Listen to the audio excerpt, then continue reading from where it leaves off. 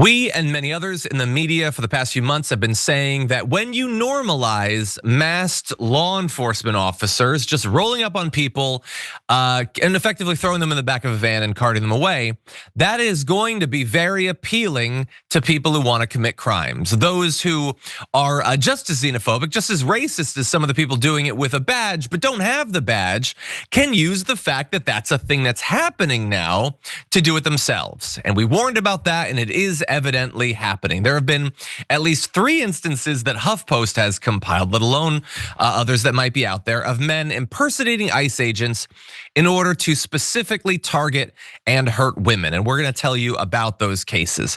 There is a North Carolina man reportedly posed as law enforcement and threatened to deport an immigrant woman before he kidnapped and raped her.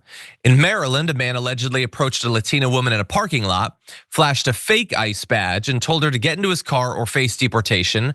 He reportedly raped the woman in his car before law enforcement was called. A New York man allegedly posing as an ICE agent punched a woman in broad daylight and then tried to rape her before stealing her phone and her purse. And one would think that after these dark predictions started coming true in states around America, well, obviously something needs to change. ICE policy needs to change. They need to stop masking themselves, making it so that you can't see what their name is, be a little bit more clear about their identification, their badge, the legal right to be doing what they're doing. But obviously that's not happening. And so we need to appeal to the leadership, which is, for some reason, Kristi Noem, I guess, is in charge of this. And so the Democratic Women's Caucus has, they've appealed to her to do something about this. And we're gonna read to you a little bit of the letter that they sent. I just wanna be very clear. Kristi Noem does not care at all. At all. If migrants are being assaulted or raped, if US citizens are being assaulted or raped, and if the policy that she's not only pursuing when it comes to ICE, but participating in, doing cosplay, like she's one of the officers or whatever, if that's enabling this, she doesn't care. But I'm glad that the Democratic Women's Caucus is at least trying to appeal to a better nature that she does not possess. So 33 members of that caucus signed it. They shared it with HuffPost and said that they urged ICE agents to visibly and clearly identify themselves when conducting immigration enforcement activities, to stop enabling impersonators who leverage women's uncertainty and fear of immigration consequences to rape, harass, and abuse them. And the letter also says this: all our lives, we are taught to fear masked men in unmarked vehicles. We learn we should run from such men to avoid being kidnapped, sexually assaulted, or killed. Yet ICE is increasingly conducting raids and arrests in masks, plain clothes without visible identification or badges, using unmarked vehicles, tactics that cause confusion, terror, and mistrust among the public. And thus far, there has been no response whatsoever from Kristi Noem, who doesn't give a damn about this.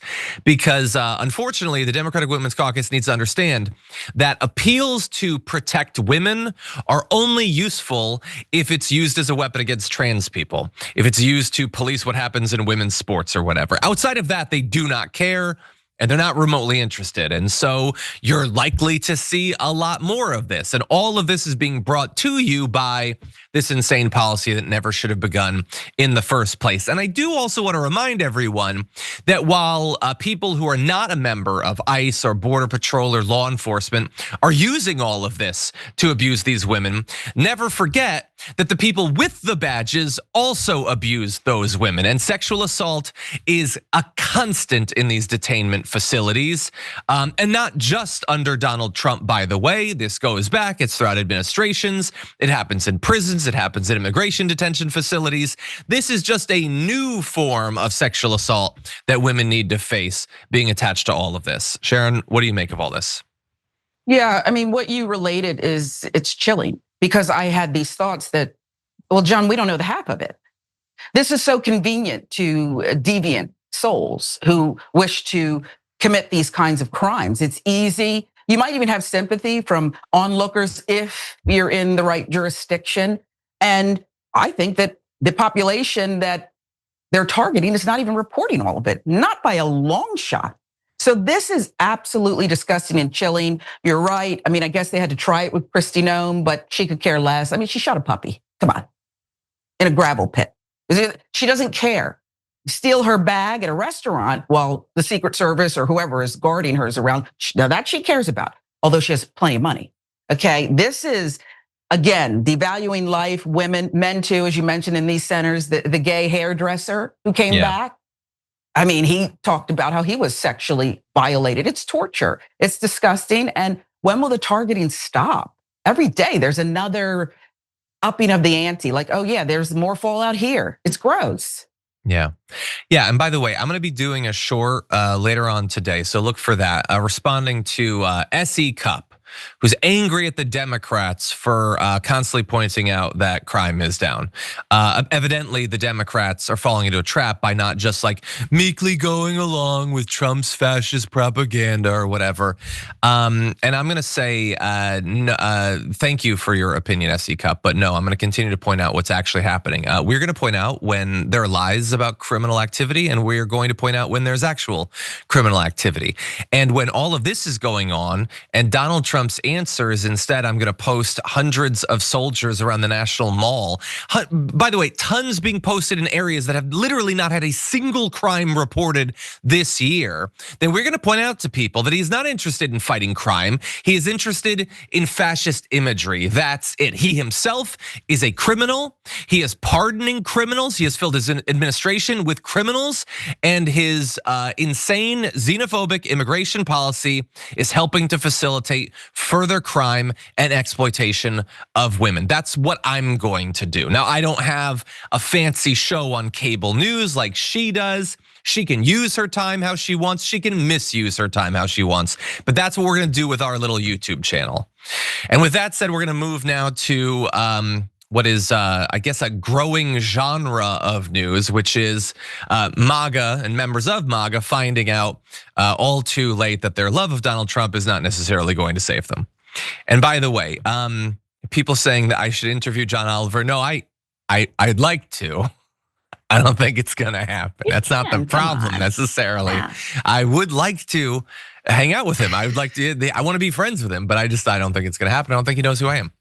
But anyway, with that, why don't we jump into this next story? We have covered so many Trump supporters getting utterly screwed over by their God Emperor. And most of them, this is the most tragic part of it, afterward, love him just as much as they did before. Far rarer is the time in which they are screwed over and they learn as a result of it. And we have an example of that today. So this is two Trump voters who allege that Border Patrol agents racially profiled them after they were stopped and questioned while they were driving to the dentist, and they were treated horribly. They were also treated as tons of people are treated across America every day under the Trump administration. But in this particular case, it did get through to them. So let's talk about their experience. This is George and Esmeralda Doiles, both US citizens, for all the good that does you in a lawless society like America 2025. They were driving to an appointment in Southern California when a dark SUV started to follow them. George told a San Diego NBC affiliate that the SUV put on a siren, pulled them over, and a group of masked Border Patrol agents got out to question them. Why did they have to be in masks? God only knows. I guess because they're doing things that you wouldn't want to be identified with, I suppose. They said that they had, the Doileses said that they'd been scoping out potential camping sites in the area on the way to the dental appointment. See, they had made the mistaken assumption that in America as a citizen, you can go to the dentist and you can plan a vacation. Maybe you could have at some point. You can't freely do that today. Don't worry, they've gotten that message. And so a Border Patrol agent questioned the husband through the car window saying, if you have a dentist appointment, it probably wasn't the best idea to be out in the middle of nowhere. And he said, we have the right to travel anywhere we want to travel. To which the guy says, you're absolutely right, you do. And I actually have the right and authority to stop you. It's called reasonable suspicion. So the reasonable suspicion is that they were in an area where he thought there wasn't much going on. So I guess you can't be there. And then let's also, of course, acknowledge their race. That is the obvious, unavoidable part of this. Tom Homan told us. And the lawyers for the Trump administration are appealing to the Supreme Court. Please just get off our back and let us racially profile people. We're gonna do it anyway. Just give it the stamp of approval. And so that's what they're doing right here. Now, they said that there was a known alien who had been detected in the area. Well, hold up. You just said that there was nothing around there. So what, has he been living in the brush or something? And so you suspect that there's an alien in a geographic area so you could racially profile anyone you want? Again, that's not how a modern democracy is supposed to work. It is unfortunately how America works right now. He also said that they had aroused suspicion by making several U-turns, which again, add this to the list of things that you might have thought that you could do, but you cannot do in America anymore. And in the wake of the incident, which left George terrified and his wife shaking and crying, the couple said that they regretted their votes for Trump, saying, quote, "I feel shame, guilt, and anger at the same time because of the promises that he made, that he lied to us about, going after the worst of the worst. He lied on those and he stole our vote." And they are 100% right. Sharon, what do you think? I am trying to remember, I told you Cenk kind of changed my heart and mind a little bit. Like, well, Sharon, don't assume that people always are watching the same sources or know the same things. He did tell them, he did lie and say, we're going after the worst of the worst. I'm not celebrating that they're now terrified and regretful. I am celebrating that, well, actually, I am celebrating that they're regretful because it means they've at least learned something here. You have people we profiled a guy whose wife was taken away. She's not the lowest of the low, the worst of the worst, and still plans to vote for a known liar. And he's got those other crimes, convictions. I don't get it. Sometimes I do believe that people who come from other places that are far more restrictive, I don't know if we can put the word far in front of it anymore, are grateful for what they have. And so if you want to restrict them a little bit, it's not like back home. I don't understand some of these people. I can't identify with them, but it's going to get a whole lot worse for more people like that. And let's hope more wake up. Again, like you had said, with the thing with Cenk, we can't know what people pay attention to, like that, if they pay attention at all, which is difficult. It's a luxury to be able to follow the news on a regular basis, let alone where they get their news from. I mean, they could think that they're doing that by watching Fox. I mean, I watch the news and you learn absolutely nothing because it's just propaganda. It's state-sponsored propaganda. And some people, it takes a certain thing to get them to pay attention. So I try to bear that in mind.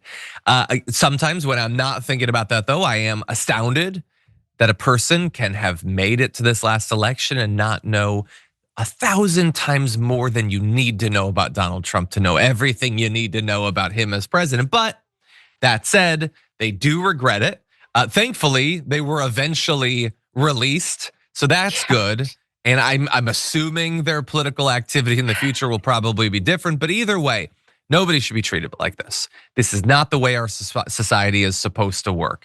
And I think that more and more people are going to realize that. More and more people are going to maybe get uncomfortable with remember when you could be in a city and there weren't soldiers everywhere? Like why is that? Like, this is not America, okay? And hopefully people's attachment to the abstract concept of what our society is supposed to be overrules the propaganda and the lies, the fear mongering by Donald Trump.